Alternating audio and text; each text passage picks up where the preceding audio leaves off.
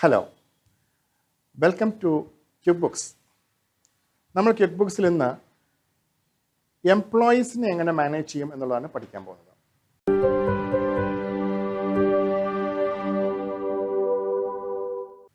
Employee management എന്ന് പറയുന്നത് ഒരു സ്മോൾ ബിസിനസ് ഓണറെ സംബന്ധിച്ചിടത്തോളം അത്ര വലിയ പ്രശ്നമില്ല എന്ന് വിചാരിക്കും. കാരണം അതിൻ്റെ സാലറി മാനേജ് ചെയ്യാൻ വളരെ കുറച്ച് എംപ്ലോയീസേ ഉള്ളൂ എങ്കിൽ സാലറി മാനേജ് ചെയ്യാനായിട്ട് വലിയ ബുദ്ധിമുട്ടൊന്നുമില്ല. പക്ഷേ നമ്പർ ഓഫ് എംപ്ലോയീസ് കൂടിയാൽ പേറോൾ നമുക്ക് വേണ്ടി വരും. പേറോൾ ഉണ്ടെങ്കിൽ ക്വിക്ക്ബുക്സിൽ ഒരു ക്വിക്ക്ബുക്സ് ആപ്സ് ഉണ്ട്. ക്വിക്ക്ബുക്സ് ആപ്സ് യൂസ് ചെയ്തുകൊണ്ട് പേറോൾ മാനേജ് ചെയ്യുന്നതായിരിക്കും നല്ലത്. ഇനി സിമ്പിളായിട്ട് എംപ്ലോയീസിനെ എങ്ങനെ ആഡ് ചെയ്യണം, എങ്ങനെ എംപ്ലോയീസിനെ മാനേജ് ചെയ്യണം, കുറച്ച് എംപ്ലോയീസ് മാത്രമേ ഉള്ളൂ എങ്കിൽ എന്നുള്ളതാണ് നമ്മൾ ആദ്യമേ പഠിക്കാൻ പോകുന്നത്. നമ്മൾ എംപ്ലോയി മാനേജ്മെൻറ്റിൽ ആദ്യമേ നമ്മൾ ചെയ്യേണ്ടത് എംപ്ലോയിയുടെ ആഡ് ചെയ്യണം. ക്വിക്ക്ബുക്സിലേക്ക് എംപ്ലോയിയെ ആഡ് ചെയ്യണം. ക്വിക്ക്ബുക്സിലെ എംപ്ലോയിയെ ആഡ് ചെയ്യാൻ വേണ്ടിയിട്ട് ലെഫ്റ്റ് ഹാൻഡ് സൈഡിൽ നമ്മൾ എംപ്ലോയി എന്ന് എഴുതിയിരിക്കുന്നിടത്ത് പോയി ക്ലിക്ക് ചെയ്യുക. അതിനുശേഷം ഇത് ഇവിടെ ക്ലിക്ക് ചെയ്ത് കഴിയുമ്പോൾ നമുക്കിങ്ങനെ ഒരു സ്ക്രീൻ വരും, ആഡ് എംപ്ലോയി എന്ന് പറഞ്ഞിട്ട്. അപ്പോൾ ആഡ് എംപ്ലോയി എന്നുള്ള അതിൽ ബട്ടണിൽ പോയി ക്ലിക്ക് ചെയ്ത് കഴിയുമ്പോൾ എംപ്ലോയി ഇൻഫർമേഷൻ കൊടുക്കാനായിട്ടുള്ള ഡേറ്റ ഇൻപുട്ട് കൊടുക്കാനായിട്ടുള്ള സ്ക്രീൻ വരും. അവിടെ നമ്മൾ എംപ്ലോയി ഇൻഫർമേഷൻസ് കൊടുക്കണം. എംപ്ലോയി ഇൻഫർമേഷൻസ് കൊടുത്ത് നമ്മുടെ എല്ലാ എംപ്ലോയീസിൻ്റെയും ഇൻഫർമേഷൻസ് നമ്മുടെ അടുത്ത് സ്റ്റോർ ചെയ്ത് വെച്ച് കഴിഞ്ഞാൽ നമുക്ക് എംപ്ലോയീസിൻ്റെ ഓരോ എംപ്ലോയിയെ കുറിച്ചും ഉള്ള ഇൻഫർമേഷൻസ് നമുക്ക് മൊബൈലിൽ തന്നെ നമുക്ക് നോക്കിയിട്ട് മനസ്സിലാക്കാനായിട്ട് സാധിക്കും. അതുപോലെ തന്നെ അവരുമായിട്ടുള്ള ട്രാൻസാക്ഷൻസ്, അവരുടെ ടൈം ഷീറ്റ്സ്, അവർ കൊടുക്കുന്ന പേയ്മെൻറ്റിൻ്റേത്, അവരുടെ അക്കൗണ്ട്, ഇതെല്ലാം നമുക്ക് ചെക്ക് ചെയ്തുകൊണ്ടിരിക്കാനായിട്ടും സാധിക്കും. ഡീറ്റെയിൽഡ് ആയിട്ടുള്ള ഇൻഫർമേഷൻസ് ആണ് ചോദിച്ചിരിക്കുന്നത്. നമുക്ക് ആവശ്യമുള്ള ഫീൽഡ്സ് എല്ലാം നമ്മൾ ഫിൽ ചെയ്യുക. എംപ്ലോയിയെ കുറിച്ചിട്ടുള്ള മാക്സിമം ഇൻഫർമേഷൻസ് നമുക്ക് അവിടെ കളക്ട് ചെയ്ത് വെക്കാനായിട്ട് ശ്രദ്ധിക്കുക. നോ യുവർ കസ്റ്റമർ എന്നൊക്കെ നമ്മൾ പറയും. ബാങ്കിലൊക്കെ പോകുമ്പോൾ നമ്മൾ കണ്ടിട്ടുണ്ട് KYC എന്ന് പറയുന്നത്, നോ യുവർ കസ്റ്റമർ എന്നുള്ളത്. അതുപോലെ തന്നെ employee is the first customer. So ഒരു ബിസിനസ് ഓർഗനൈസേഷനിൽ എംപ്ലോയി എന്ന് പറയുന്നതാണ് ആ ബിസിനസ് ഓർഗനൈസേഷനിലുള്ള ഫസ്റ്റ് കസ്റ്റമർ എന്ന് പറയുന്നത്. So no your employees well, അതാണ് നമ്മൾ ഇവിടെ ചെയ്യുന്ന പ്രോസസ്സ്. എംപ്ലോയി മാനേജ്മെന്റിന്റെ ആദ്യത്തെ സ്റ്റെപ്പ് എന്ന് പറയുന്നത് എംപ്ലോയിയെ ശരിക്കും മനസ്സിലാക്കുക എന്നുള്ളതാണ്. അയാളെ കുറിച്ചുള്ള ഇൻഫർമേഷൻസ് പ്രോപ്പറായിട്ട് നമ്മളുടെ കയ്യിൽ റെക്കോർഡ് ചെയ്ത് വെക്കുക എന്നുള്ളതാണ്. Accounting is all about recording. So here we record the data related to employees. എംപ്ലോയീസിനെ മാനേജ് ചെയ്യണമെങ്കിൽ ടൈം മാനേജ് ചെയ്യണം. ഒരു എംപ്ലോയിനെ പ്രൊഡക്റ്റീവ് ആക്കണമെങ്കിൽ നമ്മൾ അയാളുടെ ടൈമാണ് മാനേജ് ചെയ്യേണ്ടത്. ബിക്കോസ് ഒരു എംപ്ലോയിയെ മേടിക്കുമ്പോൾ എംപ്ലോയിയുടെ ടൈമാണ് ഹയർ ചെയ്യുന്നത്. ആക്ച്വലി ആ ടൈം മാനേജ് ചെയ്യണമെങ്കിൽ ക്വിക്ക്ബുക്സിൽ 2 മെത്തേഡ്സ് ഉണ്ട്. ഇതിൽ ഏതാണ് സ്യൂട്ടബിൾ എന്നുള്ളത് നോക്കിയിട്ട് ആ സ്യൂട്ടബിൾ ആയിട്ടുള്ള മെത്തേഡ് നമുക്ക് എടുക്കാം. ആദ്യത്തെ മെത്തേഡ് സിംഗിൾ ആക്ടിവിറ്റി ആണ്. അതിൻ്റെ ടൈം എങ്ങനെ മാനേജ് ചെയ്യും എന്നുള്ളതാണ്. ടൈം ഷീറ്റ്സ് പ്രിപ്പയർ ചെയ്തുകൊണ്ടാണ് ഇത് മാനേജ് ചെയ്യുന്നത്.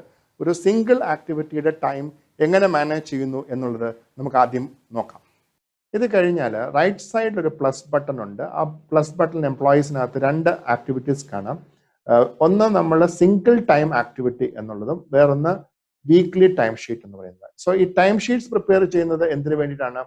ടൈം ഷീറ്റ് പ്രിപ്പയർ ചെയ്യുന്നത് ഒരു എംപ്ലോയി ഒരു പർട്ടിക്കുലർ പ്രൊജക്റ്റിൽ എന്തുമാത്രം ടൈം ഇൻവെസ്റ്റ് ചെയ്തിട്ടുണ്ട് എന്നുള്ളത് അറിയാനായിട്ടാണ്.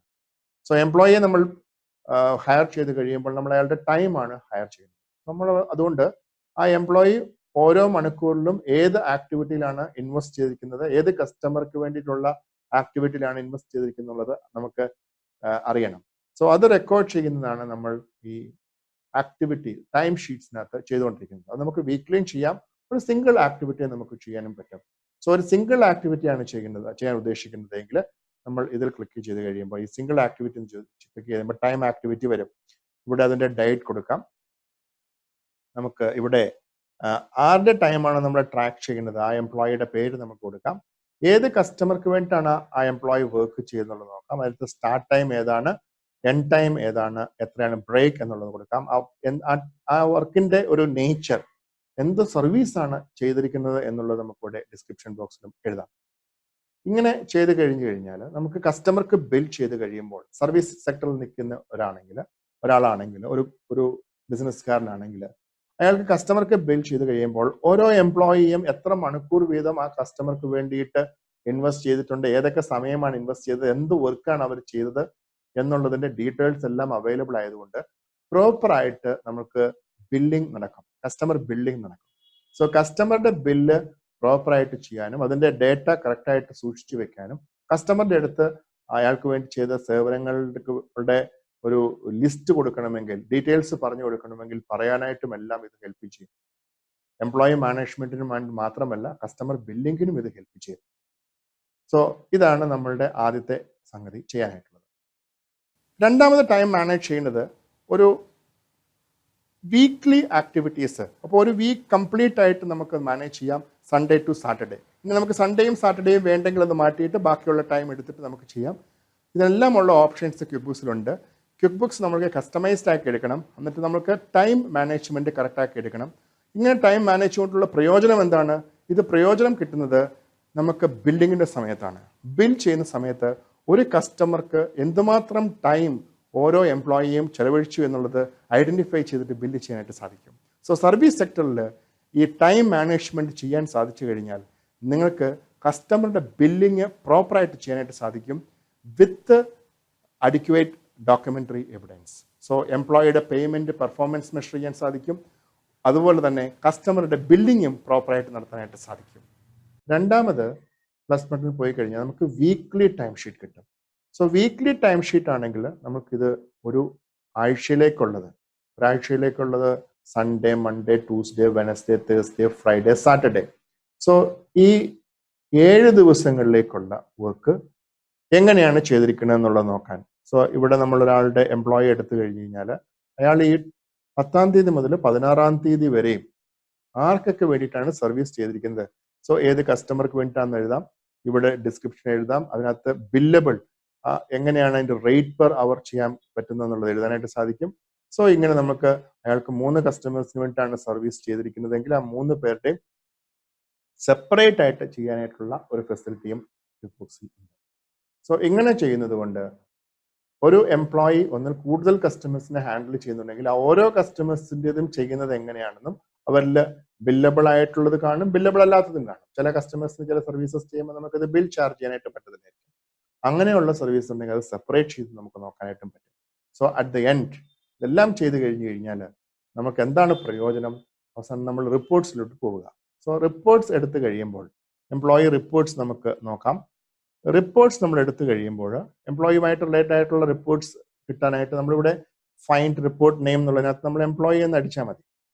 ഈ എംപ്ലോയി എന്ന് പറഞ്ഞിട്ട് നമ്മൾ റിപ്പോർട്ട്സ് എടുത്തു കഴിയുമ്പോൾ 2 തരത്തിലുള്ള റിപ്പോർട്ട്സ് ഉണ്ട്. ഒന്ന് എംപ്ലോയി കോൺടാക്ട് ലിസ്റ്റ്. ഞാൻ ആദ്യം പറഞ്ഞു, എംപ്ലോയി കോൺടാക്ട് ലിസ്റ്റിനകത്ത് നമുക്ക് എംപ്ലോയിയെ കുറിച്ചുള്ള ഇൻഫർമേഷൻസ് കളക്ട് ചെയ്ത് വെക്കാനായിട്ട് സാധിക്കുന്നുണ്ട്. എംപ്ലോയിയെ നമുക്ക് സോ നിങ്ങൾക്കൊരു 100 എംപ്ലോയീസ് ഉണ്ടെങ്കിൽ അതിനകത്ത് 100 പേരെ കുറിച്ചുള്ള ഇൻഫർമേഷൻ മൊബൈൽ ഫോണിൽ അവൈലബിൾ ആണെന്നുണ്ടെങ്കിൽ വളരെ കൺവീനിയന്റ് ആണ് അവരെ മാനേജ് ചെയ്യാനായിട്ട്.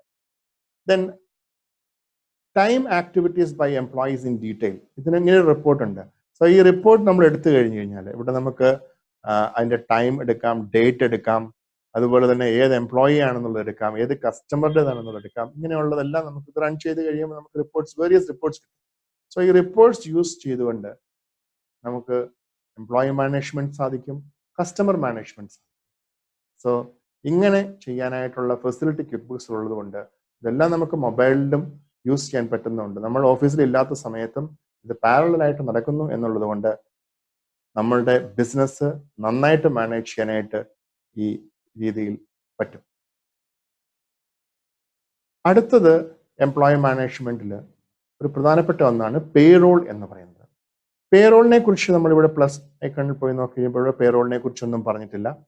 ഇവിടെയും ഇവിടെ അഡീഷനെ കുറിച്ച് മാത്രമാണ് ഈ ലെഫ്റ്റ് സൈഡിൽ പറഞ്ഞിരിക്കുന്നത്. പേറോൾ എങ്ങനെയാണ് മാനേജ് ചെയ്യേണ്ടത്? പേറോൾ മാനേജ് ചെയ്യണമെങ്കിൽ ക്വിക്ക്ബുക്സിൽ വേരിയസ് ആപ്സ് ഉണ്ട്, ആപ്ലിക്കേഷൻസ്. സോ ഈ ആപ്ലിക്കേഷൻസിനകത്ത് നമ്മൾ ബ്രൗസ് കാറ്റഗറിയിൽ പോയിട്ട് നമ്മളിവിടെ ബ്രൗസ് കാറ്റഗറിയിൽ പോയി കഴിഞ്ഞിട്ട് നമ്മൾ നോക്കിക്കഴിഞ്ഞ് കഴിഞ്ഞാൽ ക്ലിക്ക് ചെയ്തിട്ട് വരുന്നില്ല. സോ നമുക്ക് റിഫ്രഷ് ചെയ്യാം. സോ റിഫ്രഷ് ചെയ്ത് കഴിഞ്ഞ് കഴിയുമ്പോൾ എംപ്ലോയി ഇവിടെ ബ്രൗസ് കാറ്റഗറിയിൽ പോകുമ്പം ഓക്കെ, നമുക്കിവിടെ എംപ്ലോയി എന്ന് ടൈപ്പ് ചെയ്യാം.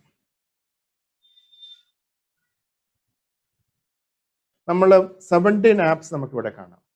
ഈ എംപ്ലോയിയുടെ ആപ്സ് നമ്മൾ ചെക്ക് ചെയ്തിട്ടുണ്ടെങ്കിൽ ഈ ഇതിനകത്ത് നമ്മൾ നോക്കിക്കഴിഞ്ഞ് കഴിഞ്ഞാൽ വേരിയസ് ആപ്സ് ഉണ്ട്. അതായത് on the clock, time clock, hour time sheet, Boomr, ഇങ്ങനെ വേരിയസ് ആപ്സ് ഉണ്ട്. എംപ്ലോയീസിനെ മാനേജ് ചെയ്യാനായിട്ടുള്ള വേരിയസ് ആപ്സ് ഉണ്ട്. ഈ ആപ്സിൽ ചിലതൊക്കെ ഫ്രീ ആയിട്ടുള്ള ആപ്സ് കാണും, ചിലതിന് പേയ്മെന്റ് നടത്തേണ്ടി വരുമായിരിക്കും. പക്ഷേ ഈ ആപ്സിനകത്ത് നമ്മൾ നോക്കിയിട്ട് നമ്മളുടെ ഓർഗനൈസേഷനിൽ ഇതിനകത്ത് ചിലപ്പോൾ ഈ ആപ്സ് വാങ്ങേണ്ട ആവശ്യം നമുക്ക് വരത്തില്ല. അല്ലാതെ തന്നെ നമുക്ക് എംപ്ലോയി മാനേജ് ചെയ്യാനായിട്ട് പറ്റും. ചിലപ്പോൾ നമുക്ക് ക്വിക്ക്ബുക്സിലുള്ള ബേസിക് ആയിട്ടുള്ള ആ പ്രൊഡക്റ്റ് വെച്ചിട്ട് നമുക്ക് എംപ്ലോയി മാനേജ്മെന്റ് പ്രോപ്പറായിട്ട് ചെയ്യാനായിട്ട് പറ്റുന്നില്ലെങ്കിൽ നമുക്ക് ഈ ആപ്ലിക്കേഷൻസിനകത്തേക്ക് അഡീഷണൽ ആയിട്ട് ചേർത്തിട്ട് അത് നമ്മൾ എക്സ്ട്രാ പേയ്മെന്റ് നടത്തേണ്ടി വരുമായിരിക്കും. പക്ഷേ എങ്കിലും അത് നമുക്കത് ലിങ്ക് ചെയ്യാം, ക്വിക്ക്ബുക്സുമായിട്ട് ലിങ്ക് ചെയ്യാം. സോ ക്വിക്ക്ബുക്സ് പറഞ്ഞിരിക്കുന്ന സ്റ്റാൻഡേർഡ് ആപ്ലിക്കേഷൻസിൽ നമ്മൾക്ക് സ്യൂട്ടബിൾ ആയിട്ടുള്ള ആപ്ലിക്കേഷൻ നമ്മൾ സെലക്ട് ചെയ്തിട്ട് ക്വിക്ക്ബുക്സുമായിട്ട് ലിങ്ക് ചെയ്തിട്ട് നമുക്ക് വർക്ക് ചെയ്യാനായിട്ട് പറ്റും. സോ നമുക്ക് കൂടുതൽ അഡീഷണൽ ആയിട്ടുള്ള ഫെസിലിറ്റീസ് അവൈലബിൾ ആണ്. സോ ക്വിക്ക്ബുക്സ് എന്ന് പറയുന്നത് ഒരു എക്കോ സിസ്റ്റമാണ് തരുന്നത്. സോ ഓരോ കാര്യങ്ങളും നമ്മൾ ചെയ്യുമ്പോൾ നമുക്ക് ക്വിക്ക്ബുക്സിൽ അത് ആ ഫെസിലിറ്റി അവൈലബിൾ അല്ല എങ്കിൽ നമുക്ക് തേർഡ് പാർട്ടി ആപ്ലിക്കേഷനുമായിട്ട് ലിങ്ക് ചെയ്തിട്ട് ആ ഫെസിലിറ്റി ക്വിക്ക്ബുക്സുമായിട്ട് ലിങ്ക് ചെയ്തിട്ട് നമുക്കത് വർക്ക് ചെയ്യാനായിട്ട് സാധിക്കും. അതുകൊണ്ട് എംപ്ലോയി മാനേജ്മെന്റിലും നമുക്ക് ഇത് തന്നെ ചെയ്യാനായിട്ട് പറ്റും. നമ്മൾക്ക് കൊടുത്തിരിക്കുന്ന ടൈം ഷീറ്റ്സും നമുക്ക് ബേസിക് ആയിട്ടുള്ള എംപ്ലോയിയുടെ കോൺടാക്ട് ലിസ്റ്റ് വെച്ചിട്ട് നമ്മൾ അക്കൗണ്ടിങ് ചെയ്യുന്നത് പോരാ. നമുക്ക് 1000 എംപ്ലോയീസ് ഉണ്ട് എങ്കിൽ അത് മാനേജ് ചെയ്യാനായിട്ട് നമുക്ക് ഈ പറയുന്ന ആപ്ലിക്കേഷൻസ്, തേർഡ് പാർട്ടി ആപ്ലിക്കേഷൻസ് ഉപയോഗിച്ചുകൊണ്ട് പേറോൾ വെച്ചുകൊണ്ട് നമുക്കത് ചെയ്യാനായിട്ട് സാധിക്കും. ക്വിക്ക്ബുക്സ് യൂസ് ചെയ്യുന്നത് കൊണ്ട് റിപ്പോർട്ട്സ് എത്ര നന്നായിട്ട് നോക്കാൻ സാധിക്കുന്നുവോ, എത്ര നന്നായിട്ട് യൂസ് ചെയ്യാൻ സാധിക്കുന്നുവോ അതിലാണ് അതിൻ്റെ യഥാർത്ഥത്തിലുള്ള ഗുണം അനുഭവിക്കാൻ പറ്റുന്നത്. സോ ക്വിക്ക്ബുക്സിൽ നമ്മൾക്ക് റിപ്പോർട്ട്സ് എങ്ങനെ പ്രോപ്പറായിട്ട് ചെയ്യാൻ പറ്റും, ഈ എംപ്ലോയിയുമായിട്ട് റിലേറ്റഡ് ആയിട്ടുള്ള റിപ്പോർട്ട്സ് ഏതൊക്കെയാണ് എന്നുള്ളത് നോക്കി അത് എങ്ങനെ യൂസ് ചെയ്യാൻ പറ്റും എന്നുള്ളത് മനസ്സിലാക്കി കഴിഞ്ഞു കഴിഞ്ഞാൽ നമുക്ക് ക്വിക്ക്ബുക്സ് ഉപയോഗിച്ചുകൊണ്ട് എംപ്ലോയി മാനേജ്മെൻറ്റ് ഭംഗിയായിട്ട് ചെയ്യാൻ സാധിക്കുന്നു എന്ന് പറയാൻ പറ്റും.